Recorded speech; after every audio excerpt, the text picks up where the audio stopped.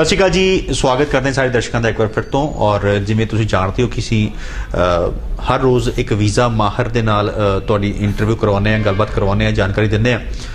अज साडे नाल ओम ग्लोबल तो पुनीत खन्ना जी हाज़र ने। सो ओम ग्लोबल की गल कर लीए तो Canada study visa, Australia study visa, UK study visa या दुनिया के किसी भी उस मुल्क दे विच जाके तुसीं अपना फ्यूचर बनाना चाहते हो, जिथे तुहानूं लगदा कि पढ़ाई तो बाद तुहाडी सैटलमेंट हो सकती है, तो ओम ग्लोबल हर तरह की सर्विसिज दिंदा है। स्वागत कर लेने साल 2021 दे विच ओम ग्लोबल के वीज़ा माहर पुनीत खन्ना होना। उस तो बाद गलबात करांगे, चर्चा करांगे कैनेडा जाने वाले स्टूडेंट्स लिए। पिछले हफ्ते जो एक नोटिफिकेशन आया सी कि कुछ एक CAQ सस्पेंड कर दिते गए, कुछ एक कॉलेजेस नूं उन्हां लिस्ट में रखा गया है। की फ्यूचर आ उन्हां विच पढ़ाई कर रहे बच्चों का, जिन्हां दी CAQs आ गई उन्हां दा की फ्यूचर आ, जिन्हां दी फाइल्स हजे एम्बैसी दे विच है उन्हां दा की फ्यूचर आ। हुण बच्चा करे कि जिहड़ा फस गया, उस बारे चर्चा करांगे। पुनीत खन्ना होना का स्वागत करते हैं। खन्ना साहब बहुत बहुत स्वागत है। शुक्रिया मनीष जी। सारे दर्शकों मेरे वालों प्यार भरी ते निੱਘੀ सत श्री अकाल। परमात्मा करे साल 2021 साਰਿਆਂ ਲਈ सुख ਭਰਿਆ खबरां लैके आवे और ਤੁਹਾਡੀਆਂ ਸਾਰੀਆਂ ਇੱਛਾਵਾਂ पूरियां हो जी। सो खन्ना साहब, साल 2020 ਜਾਂਦਾ ਜਾਂਦਾ ਇੱਕ ਹੋਰ ਜਿਹੜਾ ਹੈ ਉਹ ਸੱਟ ਮਾਰ ਗਿਆ ਉਹਨਾਂ ਬੱਚਿਆਂ ਲਈ ਜਿਹੜੇ ਕੈਨੇਡਾ ਜਾਣਾ ਚਾਹੁੰਦੇ ਸੀ। ਇੱਕ ਖਬਰ ਆਈ ਕਿ 10 ਦੇ ਕਰੀਬ ਕਾਲਜਸ ਕਿਊਬੈਕ ਦੇ ਇਹੋ ਜਿਹੇ ਹੈਗੇ ਸੀ ਜਿਨ੍ਹਾਂ ਦੀ CAQs ਸਸਪੈਂਡ ਕਰ ਦਿੱਤੇ ਗਈਆਂ। ਹੁਣ ਜਿਹੜੇ ਬੱਚਿਆਂ ਦੀ CAQs ਆਲਰੇਡੀ ਅਪਲਾਈਡ ਸੀ, ਉਹ ਕਿਹਾ ਗਿਆ ਕਿ 31 ਮਾਰਚ 2021 ਤੱਕ ਉਹਨਾਂ ਦਾ ਡਿਸੀਜਨ ਨਹੀਂ ਆਊਗਾ, ਯਾਨੀ ਆਲਮੋਸਟ 3 ਮਹੀਨੇ ਤੱਕ ਉਹਨਾਂ ਨੂੰ ਵੇਟ ਕਰਨੀ ਪਊਗੀ। ਪਰ ਅਲਟੀਮੇਟਲੀ ਬੱਚਿਆਂ ਦਾ ਫਿਊਚਰ ਇੱਥੇ ਥੋੜਾ ਜਿਹਾ ਧੁੰਦਲਾ ਦਿਖ ਰਿਹਾ। ਕੀ ਦੇਖਦੇ ਹੋ ਜਿਹੜੇ ਬੱਚਿਆਂ ਦੀ CAQs ਹਜੇ ਪ੍ਰੋਸੈਸ ਦੇ ਵਿੱਚ ਸੀ, ਸਸਪੈਂਡ ਕਰ ਦਿੱਤੀਆਂ ਗਈਆਂ 31 ਮਾਰਚ ਤੱਕ, ਉਹ ਬੱਚਿਆਂ ਦਾ ਹੁਣ ਕੀ ਬਣੂਗਾ? ਇਹਨਾਂ ਕਾਲਜਸ ਦਾ ਕੀ ਬਣੂਗਾ? ਜਿਨ੍ਹਾਂ ਦੀ ਫਾਈਲਸ ਐਮਬੈਸੀ 'ਚ ਪਈਆਂ ਉਹਨਾਂ ਦਾ ਹੁਣ ਕੀ ਬਣੂਗਾ? देखो जिवें कि 2020 ਸਾਰੇ ਜੀ ਖਬਰਾਂ ਇਦਾਂ ਦੀਆਂ ਹੀ ਰਹੀਆਂ ਕਿ ਜਿਹੜੀਆਂ ਬਹੁਤ ਚੰਗੀਆਂ ਨਹੀਂ ਸੀਗੀਆਂ। ਔਰ ਜਾਂਦਾ ਜਾਂਦਾ ਵੀ ਇਹ ਸਾਲ 2020 ਦੀ ਜਿਹੜੀ ਸਭ ਤੋਂ ਬਿਗੇਸਟ ਨਿਊਜ਼ ਆਪਾਂ ਕਹਿ ਸਕਦੇ ਹਾਂ ਕਿ ਕੈਨੇਡਾ ਦਾ ਮੌਂਟਰੀਅਲ ਇੱਕੋ ਪ੍ਰੋਵਿੰਸ ਹੈ, ਕਿਊਬੈਕ ਇੱਕੋ ਪ੍ਰੋਵਿੰਸ ਹੈ ਜਿਹਦੇ ਵਿੱਚ ਪਹਿਲੀ ਪ੍ਰੈਫਰੈਂਸ ਸਟੂਡੈਂਟ ਦੀ ਮੌਂਟਰੀਅਲ ਜਾ ਕੇ ਪੜ੍ਹਾਈ ਕਰਨ ਦੀ ਹੈ। ਕਿਉਂ? ਕਿਉਂਕਿ ਮੌਂਟਰੀਅਲ ਦੇ ਵਿੱਚ ਪ੍ਰਾਈਵੇਟ ਕਾਲਜ ਦੇ ਵਿੱਚ ਪੜ੍ਹਨ ਦੇ ਬਾਵਜੂਦ ਵੀ ਸਟੂਡੈਂਟ ਨੂੰ ਵਰਕ ਪਰਮਿਟ ਮਿਲਦਾ ਪੜ੍ਹਾਈ ਕਰਨ ਤੋਂ ਬਾਅਦ। ਸੋ ਬਹੁਤ ਸਾਰੇ ਏਜੰਟਸ ਨੇ ਜਾਂ ਬਹੁਤ ਸਾਰੇ ਕਾਲਜਸ ਨੇ, ਜੇ ਮੈਂ ਕਹਾਂ ਕਿ ਇੱਕ ਤਰ੍ਹਾਂ ਨਾਲ ਅੱਤ ਚੱਕੀ ਹੋਈ ਸੀ, ਹਰ ਤਰ੍ਹਾਂ ਦੇ ਲੌਜ਼ ਨੂੰ ਮਿਸਯੂਜ਼ ਕਰਦੇ ਹੋਏ, ਲੌਜ਼ ਨੂੰ ਬ੍ਰੇਕ ਕਰਦੇ ਹੋਏ ਜਾਂ ਉਹਨਾਂ ਦੇ ਅਰਾਊਂਡ ਖੇਡਦੇ ਹੋਏ ਬੱਚਿਆਂ ਦੀਆਂ ਐਡਮਿਸ਼ਨਾਂ ਹੋ ਰਹੀਆਂ ਸੀ। ਜੇ ਆਪਾਂ ਰੀਸੈਂਟ ਪਾਸਟ ਦੀ ਗੱਲ ਕਰ ਲਈਏ ਤਾਂ ਬਹੁਤ ਸਾਰੇ ਕਾਲਜਸ ਦੇ ਤੁਸੀਂ ਵੀਡੀਓਜ਼ ਵੀ ਦੇਖੇ ਹੋਣੇ ਆ ਕਿ ਰੀਫੰਡ ਲੈਣ ਲੱਗੇ ਬੱਚਿਆਂ ਨੂੰ ਕਿਹਾ ਜਾਂਦਾ ਕਿ ਨਹੀਂ ਜੀ ਤੂੰ ਉਹ ਫਲਾਨੀ ਕੰਪਨੀ ਕੋਲ ਚਲ ਜਾ, ਕੰਪਨੀ ਵਾਲੇ ਕਹਿੰਦੇ ਜੀ ਨਹੀਂ ਜੀ ਕਾਲਜ ਕੋਲ ਚਲ ਜਾ, ਪੈਸੇ ਮੋੜਨੇ ਆ, ਨਹੀਂ ਮੋੜਨੇ ਆ। ਪੜ੍ਹਾਈ ਦਾ ਸਟੈਂਡਰਡ ਵੀ ਉਹ ਵਾਲਾ ਨਹੀਂ ਸੀਗਾ। ਸੋ ਅਲਟੀਮੇਟਲੀ ਜਦੋਂ ਅੱਤ ਚੱਕੀ ਗਈ ਸੀਗੀ ਉਹਦਾ ਕੋਈ ਨਾ ਕੋਈ ਰਿਜ਼ਲਟ ਨਿਕਲਣਾ ਸੀਗਾ। ਉਹਦਾ ਰਿਜ਼ਲਟ ਇਹ ਨਿਕਲਿਆ ਕਿ ਕੈਨੇਡਾ ਦੇ ਮੌਂਟਰੀਅਲ ਦੇ 10 ਕਾਲਜਸ ਦੀ ਉਹਨਾਂ ਦੀ ਪ੍ਰੋਵਿੰਸ਼ੀਅਲ ਗੌਰਮੈਂਟ ਨੇ ਜਿਹੜਾ ਇੱਕ CAQ ਇਸ਼ੂ ਕਰਨਾ ਹੁੰਦਾ, ਉਹ CAQ ਇਸ਼ੂ ਕਰਨ ਦੇ ਉੱਤੇ 31 ਮਾਰਚ 2021 ਤੱਕ ਰੋਕ ਲਾ ਦਿੱਤੀ ਹੈ। ਦੈਟ ਮੀਨਸ ਕਿ ਜੇ ਤੁਹਾਡਾ CAQ ਅਪਲਾਈਡ ਹੈਗਾ ਇਹਨਾਂ ਕਾਲਜਸ ਦੇ ਵਿੱਚ, ਐਟਲੀਸਟ 31 ਮਾਰਚ 2021 ਤੱਕ ਇਹਦਾ CAQ ਦਾ ਕੁਛ ਨਹੀਂ ਜੇ ਬਣਨਾ। ਮੈਂ ਰੀਸੈਂਟਲੀ ਕਿਸੇ ਦਾ ਵੀਡੀਓ ਦੇਖ ਰਿਹਾ ਸੀਗਾ, ਹੁਣ ਇੱਥੇ ਵੀ ਏਜੰਟ ਨੇ ਲੋਕਾਂ ਨੂੰ ਇਹ ਸਮਝਾਉਣਾ ਸ਼ੁਰੂ ਕਰਤਾ ਕਿ ਨਹੀਂ ਜੀ ਨਹੀਂ, ਇਹ ਤਾਂ ਵੈਸੇ ਹੀ ਥੋੜੀ ਦੇਰ ਲਈ ਹੈ। ਜਿਹੜੀ ਉਹਨਾਂ ਦੀ ਲੈਟਰ ਹੈ, ਉਹ ਲੈਟਰ ਤੁਸੀਂ ਸਾਡੇ ਫੇਸਬੁੱਕ ਪੇਜ ਤੇ ਦੇ ਸਕਦੇ ਹੋ, ਮਿਨਿਸਟਰੀ ਦੀ ਵੈਬਸਾਈਟ ਤੇ ਉਹ ਲੈਟਰ ਪਈ ਹੈ, ਉਹਦੇ ਤੇ ਪੜ੍ਹ ਸਕਦੇ ਹੋ ਕਿ ਇਟ ਹੈਜ਼ ਬੀਨ ਟੈਂਪਰਰਲੀ ਸਸਪੈਂਡਡ। ਲੋਕੀ ਹੁਣ ਇਹ ਕਹਿਣਾ ਸ਼ੁਰੂ ਹੋ ਗਏ ਕਿ ਭਾਈ ਟੈਂਪਰਰੀ ਹੈ, ਪਰਮਾਨੈਂਟ ਥੋੜੀ ਹੈ। ਅੱਗੇ ਉਹਨੇ ਲਿਖਿਆ ਟੈਂਪਰਰੀ ਸਸਪੈਂਸ਼ਨ ਬਿਕੋਜ਼ ਇਹਦਾ ਆਡਿਟ ਔਰ ਇਨਵੈਸਟੀਗੇਸ਼ਨ ਹੋਊਗੀ। ਸੋ ਕਿਸ ਚੀਜ਼ ਦਾ ਆਡਿਟ ਹੋਊਗਾ, ਕਿਸ ਚੀਜ਼ ਦੀ ਇਨਵੈਸਟੀਗੇਸ਼ਨ ਹੋਊਗੀ ਕਿ ਜਿਹੜੇ ਇਹਨਾਂ ਨੇ ਗਲਤ ਕੰਮ ਪਹਿਲਾਂ ਕੀਤੇ ਆ ਕਾਲਜਾਂ ਨੇ, ਚਾਹੇ ਉਹ ਪੜ੍ਹਾਈ ਦਾ ਲੈਵਲ ਉਸ ਲੈਵਲ ਤੇ ਨਹੀਂ ਰੱਖਿਆ, ਚਾਹੇ ਟੀਚਿੰਗ ਸਟੈਂਡਰਡਸ ਨਹੀਂ ਰੱਖੇ। ਇਨਫੈਕਟ ਮੈਂ ਥੋੜੇ ਦਿਨਾਂ ਪਹਿਲਾਂ ਪੜ੍ਹ ਰਿਹਾ ਸੀ, ਇਹਨਾਂ ਚੋਂ 1-2 ਕਾਲਜਸ ਦੇ ਟੀਚਰਸ ਨੇ ਜਾਂ ਸਟਾਫ ਮੈਂਬਰਸ ਨੇ ਵੀ ਕਾਲਜਸ ਦੇ ਖਿਲਾਫ ਕੰਪਲੇਂਟ ਕੀਤੀ ਹੈ ਕਿ ਹਾਂ ਸਟੈਂਡਰਡ ਆਫ ਟੀਚਿੰਗ ਉਹ ਟੀਚਿੰਗ ਦਾ ਲੈਵਲ ਨਹੀਂ ਸੀਗਾ, ਸਿਰਫ ਬੱਚਿਆਂ ਨੂੰ ਇੰਡੀਆ ਤੋਂ ਬੁਲਾਉਣ ਦਾ ਤਰੀਕਾ ਸੀ। ਸੋ ਜੇ ਤੁਹਾਡਾ CAQ ਅਪਲਾਈਡ ਹੈਗਾ ਇਹਨਾਂ ਕਾਲਜਸ ਦੇ ਵਿੱਚ, ਕਿਸੇ ਵੀ ਤਰ੍ਹਾਂ ਦੀ ਕੋਈ ਵੀ ਅੱਗੋਂ ਦੀ ਦੁਬਾਰਾ ਭਰਮ 'ਚ ਨਾ ਜਾਇਓ, ਇਹ ਤੁਹਾਡਾ CAQ ਨਹੀਂ ਜੇ ਆਉਣਾ। 3 ਮਹੀਨੇ ਤੁਹਾਨੂੰ ਐਟਲੀਸਟ ਵੇਟ ਹੈ, ਔਰ 3 ਮਹੀਨੇ ਤੋਂ ਬਾਅਦ ਵੀ ਹੋ ਸਕਦਾ ਇਹਦੀ ਐਕਸਟੈਂਸ਼ਨ ਹੋ ਜਾਏ ਕਿ ਨਹੀਂ ਜੀ ਅਗਲੇ 3 ਮਹੀਨੇ ਹੋਰ ਨਹੀਂ CAQ ਇਸ਼ੂ ਹੋਣਾ, ਜਾਂ ਇਨਵੈਸਟੀਗੇਸ਼ਨ ਪੂਰੀ ਹੋ ਜਾਏ ਔਰ ਉਹਦੇ ਵਿੱਚ ਤੁਹਾਡਾ ਕਾਲਜ ਜਿਹੜੇ ਤੁਸੀਂ ਅਪਲਾਈ ਕੀਤਾ ਉਹ ਪਰਮਾਨੈਂਟਲੀ ਸਸਪੈਂਡ ਹੋ ਜਾਏ, ਉਹਦਾ ਲਾਇਸੈਂਸ ਕੁਛ ਵੀ ਇਹਦੇ ਰਿਜ਼ਲਟਸ ਨਿਕਲ ਸਕਦੇ ਆ। ਆਈ ਐਮ ਨਾਟ ਸੇਇੰਗ ਕਿ ਇਹੀ ਹੋਊਗਾ, ਪਰ ਜੇ ਤੁਸੀਂ ਇਹਦੇ ਬੇਸ ਦੇ ਉੱਤੇ ਬਹਿ ਕੇ ਵੇਟ ਕਰਨੀ ਚਾਹੁੰਦੇ ਹੋ ਫਿਰ ਤੁਹਾਡਾ ਰੱਬ ਰਾਖਾ, ਕਿਉਂਕਿ ਮੈਨੂੰ ਉਮੀਦ ਨਹੀਂ ਹੈਗੀ ਕਿ ਇਹਨਾਂ ਕਾਲਜਸ ਦਾ ਕੋਈ ਜਾਂ ਐਟਲੀਸਟ ਸਾਰੇ ਕਾਲਜਾਂ ਦਾ ਕੋਈ ਪੋਜ਼ਿਟਿਵ ਰਿਜ਼ਲਟ ਨਹੀਂ ਆਊਗਾ। ਐਟਲੀਸਟ ਕੁਝ ਕਾਲਜਸ ਇਦਾਂ ਦੇ ਹੋਣਗੇ ਜਿਹੜੇ ਪਰਮਾਨੈਂਟ ਸਸਪੈਂਸ਼ਨ ਦੇ ਅੰਡਰ ਜਾਣਗੇ। ਆਪਣੀਆਂ ਫੀਸਾਂ ਵਾਪਸ ਮੰਗਾ ਲਓ ਜੇ ਫੀਸਾਂ ਗਈਆਂ ਹੋਈਆਂ। ਜੇ ਫੀਸਾਂ ਨਹੀਂ ਗਈਆਂ, ਸਿਰਫ ਆਫਰ ਲੈਟਰ ਮੰਗਾਈ ਆ, ਰੁਕ ਜਾਓ, ਫੀਸ ਨਾ ਜੇ ਟ੍ਰਾਂਸਫਰ ਕਰ ਦਿਓ ਗਲਤੀ ਨਾਲ, ਕਿਉਂਕਿ ਇੱਕ ਵਾਰੀ ਉਹ ਪੈਸੇ ਚਲੇ ਗਏ, ਦੁਬਾਰਾ ਪਤਾ ਨਹੀਂ ਕਿੰਨੀ ਦੇਰ ਬਾਅਦ ਵਾਪਸ ਆਣੇ। ਕਿਉਂਕਿ ਕਾਲਜਾਂ ਨੇ ਮੇਲਾਂ ਪਾਣੀਆਂ ਸ਼ੁਰੂ ਕਰਤੀਆਂ ਨਾ ਕਾਲਜਸ ਨੇ ਆਪਣੇ ਏਜੰਟਸ ਨੂੰ ਔਰ ਸਟੂਡੈਂਟ ਨੂੰ ਕਿ ਅਸੀਂ 3 ਮਹੀਨੇ ਦੇ ਆਡਿਟ ਦੇ ਅੰਡਰ ਚਲੇ ਗਏ ਆ, ਸਾਡਾ ਆਡਿਟ ਚੱਲਣਾ। ਜਦੋਂ ਇਹ ਆਡਿਟ ਬੁੱਕੂਗਾ ਉਸ ਤੋਂ ਬਾਅਦ ਤੁਹਾਨੂੰ ਅਸੀਂ LOA ਦੇਵਾਂਗੇ, ਉਸ ਤੋਂ ਬਾਅਦ ਅਸੀਂ ਤੁਹਾਨੂੰ ਨਵੀਂ ਆਫਰ ਲੈਟਰ ਦੇਵਾਂਗੇ, ਉਸ ਤੋਂ ਬਾਅਦ ਅਸੀਂ ਤੁਹਾਡਾ ਵੀਜ਼ਾ ਪ੍ਰੋਸੈਸ ਦਾ ਦੇਖਾਂਗੇ। ਉਹ ਭਾਈ ਆ 3 ਮਹੀਨੇ ਕੁਛ ਨਹੀਂ ਜੇ ਹੋਣਾ। ਸੋ ਆਪਣਾ ਕਾਲਜ ਜਿੰਨੀ ਜਲਦੀ ਹੋ ਸਕਦਾ ਉਹਨੂੰ ਚੇਂਜ ਕਰ ਲਓ, ਆਪਣੀ ਫੀਸ ਰੀਫੰਡ ਕਰਾ ਲਓ, ਔਰ ਜੇ ਫੀਸ ਨਹੀਂ ਦਿੱਤੀ ਹੋਈ ਕਾਲਜ ਚੇਂਜ ਕਰਾ ਲਓ, ਕਿਸੇ ਹੋਰ ਕਾਲਜ ਨੂੰ ਅਪਲਾਈ ਕਰ ਲਓ। ਪਰ ਖੰਨਾ ਸਾਹਿਬ, ਜਿਵੇਂ ਤੁਸੀਂ ਕਹਿ ਰਹੇ ਹੋ ਕਿ ਜੇਕਰ ਆਡਿਟ ਦੇ ਵਿੱਚ ਕਲੈਰਿਟੀ ਨਹੀਂ ਹੁੰਦੀ ਉਹਨਾਂ ਕਾਲਜਸ ਦੀ, ਤੇ ਕਾਲਜਸ ਦਾ ਜਿਹੜਾ ਲਾਇਸੈਂਸ ਉਹ ਕੈਂਸਲ ਹੋ ਸਕਦਾ ਜੀ।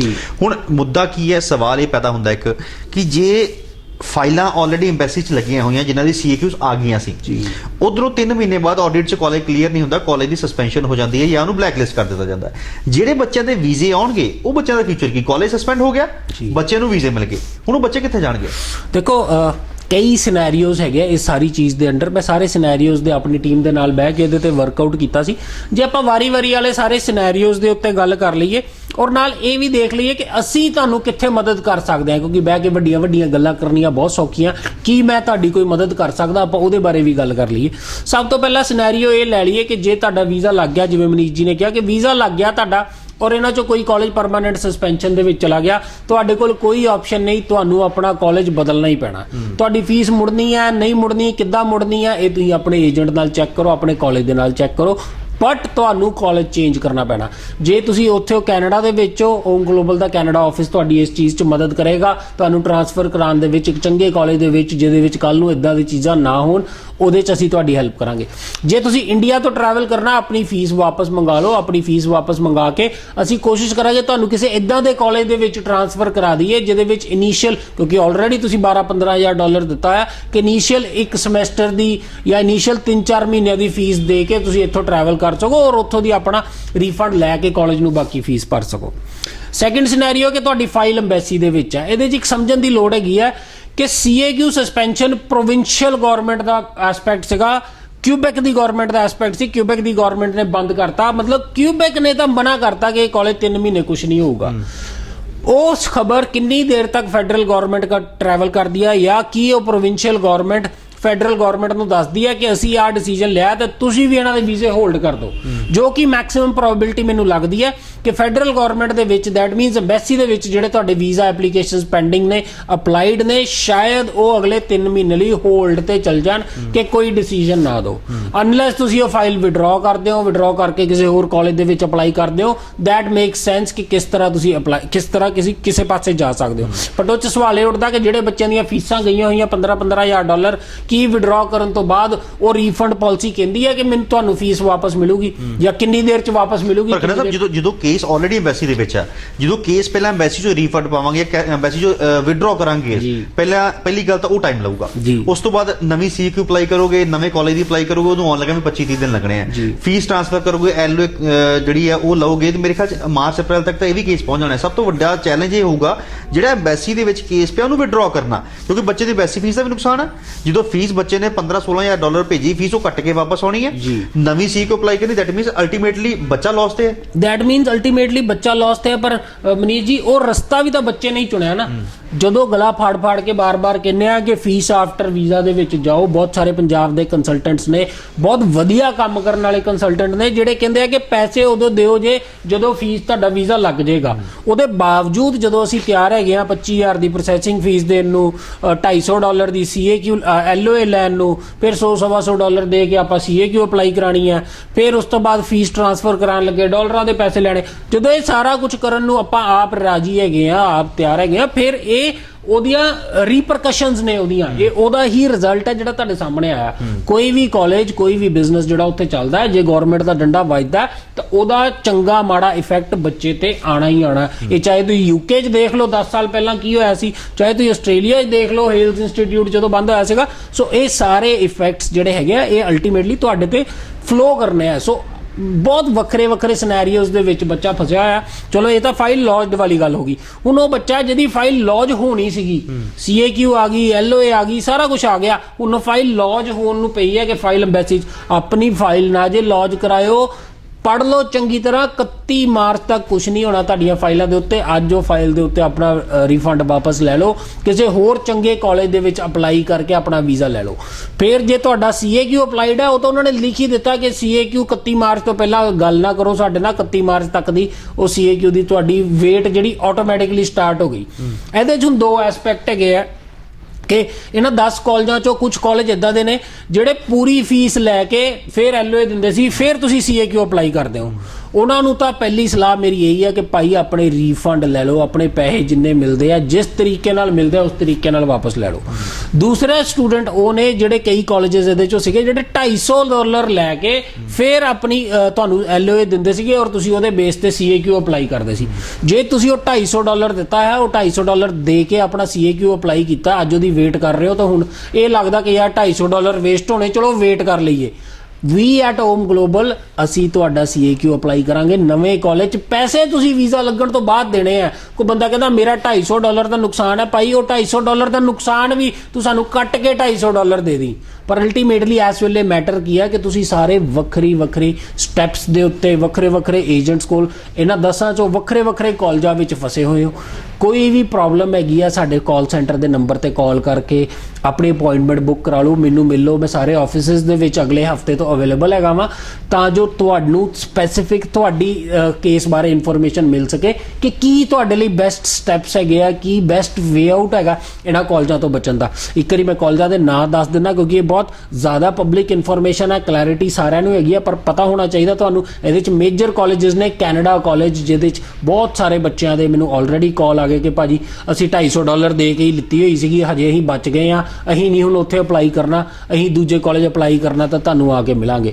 Canada college is one of them. M college ਦੇ ਵਿੱਚ ਬਹੁਤ ਸਾਰਾ ਬੱਚਾ ਜਿਹੜਾ ਫਸਿਆ, CDE ਕਾਲਜ ਦੇ ਵਿੱਚ ਬਹੁਤ ਬੱਚਾ ਹੈ, CDI ਕਾਲਜ ਦੇ ਵਿੱਚ ਬਹੁਤ ਬੱਚਾ ਹੈ। ਫਿਰ ਉਸ ਤੋਂ ਬਾਅਦ ਆਪਾਂ ਗੱਲ ਕਰ ਲਈਏ ਹਰਜ਼ਿੰਗ ਹੈ ਇਹਦੇ ਵਿੱਚ, ISI ਹੈ, ਯੂਨੀਵਰਸਲ ਹੈ, CJEP ਹੈ। ਸੋ ਜੇ ਇਹਨਾਂ ਸਾਰਾ ਕਾਲਜਸ ਦੇ ਵਿੱਚ ਤੁਹਾਡੇ ਪੈਸੇ ਜਾਂ ਤੁਹਾਡੇ ਕੇਸ ਫਸੇ ਹੋਏ ਆ ਕਿਸੇ ਵੀ ਲੈਵਲ ਤੇ, ਰੀਫੰਡ ਲੈਣਾ ਜਾਂ ਬਿਨਾਂ ਰੀਫੰਡ ਦੇ ਅਪਲਾਈ ਹੋਣਾ ਜਾਂ ਪ੍ਰੋਸੈਸਿੰਗ ਫੀਸ ਵੀ ਫਸੀ ਹੋਈ ਹੈ, ਇਸ ਵੇਲੇ ਮੇਰੀ ਸਲਾਹ ਇਹ ਹੈ ਕਿ ਕਿਸੇ ਨਾ ਕਿਸੇ ਤਰੀਕੇ ਦੇ ਨਾਲ ਬੈਕ ਸਟੈਪ ਹੋ ਜਾਓ, ਇਹਨਾਂ ਕਾਲਜਸ ਦਾ ਖਹਿੜਾ ਛੱਡ ਦਿਓ। ਆਪਣੇ ਵੀਜ਼ੇ ਦੇ ਵਿੱਚ ਹੋਰ ਡਿਲੇ ਕਰ ਲਓਗੇ ਕਿ ਜੇ 6 ਮਹੀਨੇ ਦੀ ਇਹ ਵੇਟ ਤੁਹਾਨੂੰ ਕਰਨੀ ਪੈ ਗਈ ਤਾਂ ਤੁਹਾਡੀ ਪੜ੍ਹਾਈ ਦੇ ਵਿੱਚ ਗੈਪ ਵੀ ਪੈ ਜਾਣਾ, ਇੱਥੇ ਬੈਠੇ ਬੈਠੇ ਫਰਸਟ੍ਰੇਸ਼ਨ ਵੀ ਆਲਰੇਡੀ ਹੋਣੀ ਸ਼ੁਰੂ ਹੋ ਜਾਣੀ। ਜੀ ਸੋ ਦਰਸ਼ਕਾਂ ਨੂੰ ਫਿਰ ਤੋਂ ਦੱਸ ਦਈਏ ਇੱਕ ਵਾਰੀ 2020 ਦੇ ਵਿੱਚ ਚਲੋ ਇੱਕ ਮਾੜੀ ਖਬਰ ਜ਼ਰੂਰ ਆਈ 30 ਤਰੀਕ ਨੂੰ ਕਿ 31 ਮਾਰਚ 2021 ਤੱਕ ਜਿਹੜੀਆਂ CAQ ਸੀ ਇਹਨਾਂ ਕਾਲਜਸ ਦੀਆਂ ਉਹ ਸਸਪੈਂਡ ਕਰ ਦਿੱਤੀਆਂ ਗਈਆਂ। ਸੋ 31 ਮਾਰਚ ਤੱਕ ਤਾਂ ਇਹਨਾਂ ਕਾਲਜਸ ਦੀਆਂ CAQ ਤੁਹਾਨੂੰ ਹੁਣ ਨਹੀਂ ਮਿਲਣਗੀਆਂ। ਜਿਹੜੇ ਆਲਰੇਡੀ ਕੇਸਿਸ ਅੰਬੈਸੀ ਦੇ ਵਿੱਚ ਪਏ ਆ ਉਹਦਾ ਰਿਜ਼ਲਟ ਆਉਂਦਾ ਹੈ ਜਾਂ ਨਹੀਂ ਆਉਂਦਾ, ਨੈਗੇਟਿਵ ਆਉਂਦਾ ਹੈ, ਪੋਜ਼ਿਟਿਵ ਆਉਂਦਾ, ਉਹ ਹਜੇ ਕਿਸੇ ਨੂੰ ਨਹੀਂ ਪਤਾ। ਹਰ ਕੋਈ ਆਪਣੀਆਂ ਜਿਹੜੀਆਂ ਉਹ ਅੰਦਾਜ਼ੇ ਲਗਾ ਰਿਹਾ। ਉਹ ਆਉਣ ਵਾਲੇ ਦਿਨਾਂ ਦੇ ਵਿੱਚ ਕਲੀਅਰ ਹੋ ਜਾਊਗਾ ਕਿ ਉਹਨਾਂ ਦੇ ਰਿਜ਼ਲਟਸ ਕਿਸ ਤਰ੍ਹਾਂ ਦੇ ਆ ਰਹੇ ਨੇ। ਪਰ ਓਮ ਗਲੋਬਲ ਫਿਲਹਾਲ ਤੁਹਾਡੀ ਹੈਲਪ ਕਰਨ ਲਈ ਰੈਡੀ ਹੈ। ਜੇਕਰ ਤੁਸੀਂ 200 250 ਕਿਸੇ ਕਾਲਜ $150 ਦੇ ਕੇ LOA ਮਿਲਦੀ ਹੈ, ਕਿਸੇ 200, ਕਿਸੇ 250, ਕਿਸੇ 300, ਅਗਰ ਲੱਗਦਾ ਹੈ ਕਿ ਤੁਸੀਂ CAQ ਦੇ ਪੈਸੇ ਖਰਾਬ ਕੀਤੇ ਹੈ, ਉਹਨਾਂ $200 300 $400 ਖਰਾਬ ਕੀਤਾ ਹੈ, ਉਹ ਬਚਾਉਣ ਲਈ ਤੁਸੀਂ 3 ਮਹੀਨੇ ਵੇਟ ਕਰੋਗੇ ਤਾਂ ਕਿਸੇ ਨੂੰ ਨਹੀਂ ਪਤਾ 3 ਮਹੀਨੇ ਤੋਂ ਬਾਅਦ ਐਕਸਟੈਂਡ ਵੀ ਹੋ ਸਕਦਾ ਹੈ। ਸੋ ਬੈਟਰ ਹੈ ਓਮ ਗਲੋਬਲ ਦੇ ਆਫਿਸਿਸ ਵਿੱਚ ਆ ਕੇ ਅਪਲਾਈ ਕਰੋ। ਜੇਕਰ ਤੁਹਾਡੀ CAQ ਦੀ ਫੀਸ ਲੱਗੀ ਹੈ $116, ਤੁਹਾਡੀ ਕੋਈ LOA ਦੀ ਫੀਸ ਲੱਗੀ ਆ, ਉਹ ਤੁਸੀਂ ਫੀਸਾਂ ਤੁਸੀਂ ਓਮ ਗਲੋਬਲ ਨੂੰ ਨਹੀਂ ਪੇ ਕਰਨੀਆਂ, ਤੁਸੀਂ ਪੈਸੇ ਉਦੋਂ ਦੇਣੇ ਜਦੋਂ ਤੁਹਾਡਾ ਵੀਜ਼ਾ ਲੱਗ ਜਾਂਦਾ। ਕੋਈ 25 30 50 ਹਜ਼ਾਰ ਦਾ ਅਗਰ ਕਿਸੇ ਏਜੰਟ ਕੋਲ ਨੁਕਸਾਨ ਵੀ ਹੋਇਆ, ਕੋਈ ਗੱਲ ਨਹੀਂ, ਫਾਈਲ ਵਿਡਰਾਅ ਕਰਕੇ ਫਾਈਲ ਤੁਸੀਂ ਓਮ ਗਲੋਬਲ ਕੋ ਆ ਕੇ ਮਿਲ ਸਕਦੇ ਹੋ ਤਾਂ ਕਿ ਘੱਟੋ ਘੱਟ ਜਿਹੜਾ ਉਹ 40 50 ਹਜ਼ਾਰ ਦਾ ਨੁਕਸਾਨ ਆ ਤੁਸੀਂ ਉਹ ਪਹਿਲੇ ਦਿਨ ਨੁਕਸਾਨ ਤਾਂ ਆਪਣਾ ਬਚਾ ਸਕੋ। ਇੱਥੇ ਕੋਈ ਪੈਸੇ ਨਹੀਂ ਦੇਣੇ ਪੈਣਗੇ ਇਸ ਤਰ੍ਹਾਂ ਦੇ, ਕੋਈ LOA ਦੇ ਨਾਮ ਤੇ ਕੋਈ ਪੈਸੇ ਨਹੀਂ ਦੇਣੇ ਪੈਣਗੇ, ਕੋਈ CAQ ਦੇ ਨਾਮ ਤੇ ਕੋਈ ਪੈਸੇ ਨਹੀਂ ਦੇਣੇ ਪੈਣਗੇ, ਕੋਈ ਕੰਪਨੀ ਦੀ ਪ੍ਰੋਸੈਸਿੰਗ ਫੀਸ ਨਾਮ ਤੇ ਕੋਈ ਪੈਸੇ ਨਹੀਂ ਦੇਣੇ ਪੈਣਗੇ। ਜ਼ਿਆਦਾ ਜਾਣਕਾਰੀ ਲਈ ਕਿਉਂਕਿ 20-25 ਮਿੰਟ ਦਾ ਸ਼ੋਅ ਹੁੰਦਾ, ਕੋਸ਼ਿਸ਼ ਕਰਦੇ ਹਾਂ ਵੱਧ ਤੋਂ ਵੱਧ ਇਨਫੋਰਮੇਸ਼ਨ ਦੀ, ਪਰ ਕਈ ਵਾਰ ਕੋਈ ਚੀਜ਼ ਰਹਿ ਜਾਂਦੀ ਹੈ।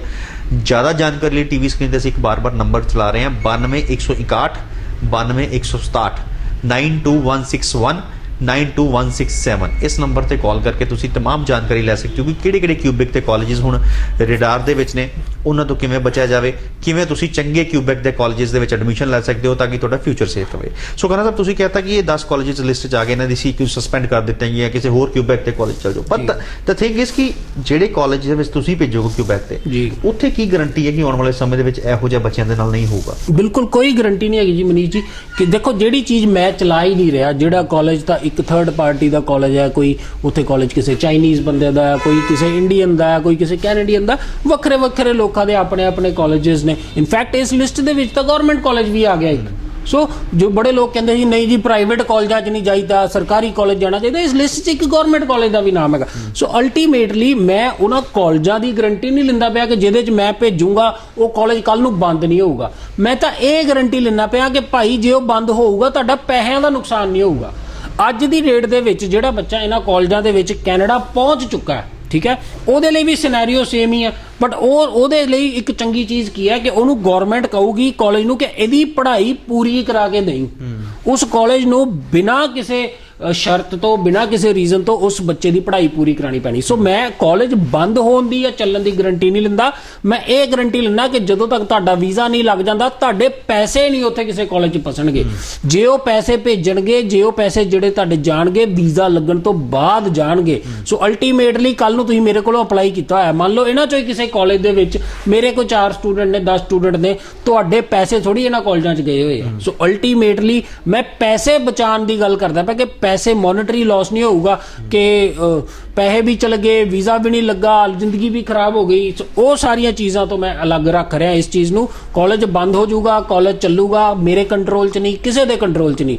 ਤੁਸੀਂ ਪੈਸੇ ਕਦੋਂ ਭੇਜਣੇ ਆ, ਤੁਹਾਡੇ ਪੈਸੇ ਕਿੱਦਾਂ ਬਚਣੇ ਆ, ਉਹ ਮੇਰੇ ਕੰਟਰੋਲ 'ਚ ਹੈ। ਉਹਨਾਂ ਹੀ ਪ੍ਰੋਮਿਸ ਮੈਂ ਕਰ ਸਕਦਾ ਜਿੰਨਾ ਕਿ ਮੇਰੇ ਹੱਥ ਦੇ ਵਿੱਚ ਆ, ਮੇਰੇ ਕੰਟਰੋਲ 'ਚ ਆ। ਅੱਛਾ, ਜਿਹੜੇ ਬੱਚਿਆਂ ਦੀ CQ ਸਸਪੈਂਡ ਹੋਈਆਂ, ਆਪਾਂ ਜਨਵਰੀ ਦੇ ਵਿੱਚ ਬੈਠੇ ਆ, ਅੱਜ ਪਹਿਲਾ ਹਫਤਾ ਹੈ, ਇਹਨਾਂ ਨੇ ਕੋਸ਼ਿਸ਼ ਕੀਤੀ ਸੀ ਸ਼ਾਇਦ ਸਾਨੂੰ ਜਨਵਰੀ ਇਨਟੇਕ ਮਿਲ ਜਾਏ ਕਿਉਂਕਿ ਵੀਜ਼ਾ ਕਈ ਲੋਕ ਵੇਟ ਕਰ ਰਹੇ ਸੀ ਕਿ ਵੀਜ਼ਾ ਹੁਣ ਆ ਜਾਊਗਾ।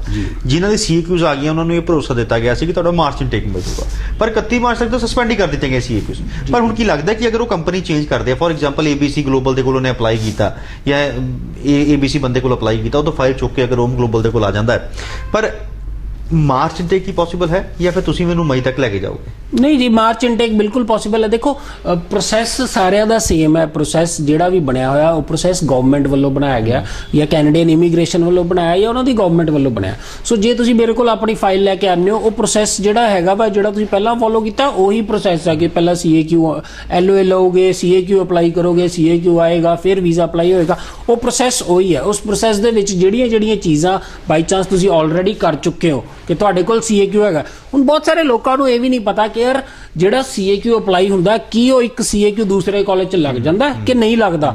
ਕਾਲਜ ਕੋਰਸਿਸ ਦੇ ਜੇ ਗੱਲ ਕਰ ਲਈਏ, ਮੌਂਟਰੀਅਲ ਖਾਸ ਕਰ ਕਿਊਬੈਕ ਦੇ ਵਿੱਚ ਜਿਹੜੇ ਕੋਰਸਿਸ ਨੇ ਉਹਨਾਂ 'ਚ ਬਹੁਤ ਜ਼ਿਆਦਾ ਡਿਫਰੈਂਸ ਹੈ।